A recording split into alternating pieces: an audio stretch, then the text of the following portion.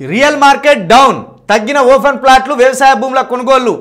పోయినేడు ఆదాయ లక్ష్యం చేరుకొని రిజిస్ట్రేషన్ల శాఖ టార్గెట్ 18,229 కోట్లు, వచ్చింది 14,307 కోట్లు. టార్గెట్తో పోలిస్తే 27%, పోయినేడుతో పోలిస్తే 2% తగ్గిన రాబడి. ఇండ్లు ఫ్లాట్ల రిజిస్ట్రేషన్ల ఇన్కమ్ మాత్రం పోయినేడుతో పోలిస్తే ఎక్కువే. ఇండ్లు ఫ్లాట్ల రిజిస్ట్రేషన్ల ఇన్కమ్ పెరిగింది కదా, మరి ఫ్లాట్లు తగ్గితే కొనుడు, ఇన్కమ్ అయితే పెరిగిందిగా, పోయినేడుతో పోలిస్తే ఎక్కువనే పెరిగింది. రియల్ ఎస్టేట్ ఇంకా తగ్గాలి. సామాన్యుడు, గుడిసె లేనోడు, ఇల్లు లేనోడు, స్లాబ్ లేనోడు అవలీలగా ఒక 100 గజాల జాగా కొనుక్కునేటట్టు ఉండాలి. అప్పుడే దేశంలో రాష్ట్రాలలో ప్రతి ఒక్కరికి గృహం ఉంటుంది. ఈ రియల్ ఎస్టేట్ వ్యాపారం పెరుక్కుంటూ పోతే, ఇప్పుడు ఉదాహరణకు శిల్క ప్రవీణ్ అనే నేనే కొంత రాష్ట్రంలో వాళ్ళకు వీళ్ళకు నా ముఖం తెలుసు.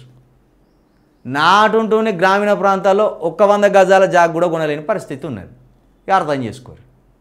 కాబట్టి రియల్ ఎస్టేట్ ఎంత డౌన్లో ఉంటే ఆ భూమి అనేక మందికి అందుబాటులో ఉంటుంది.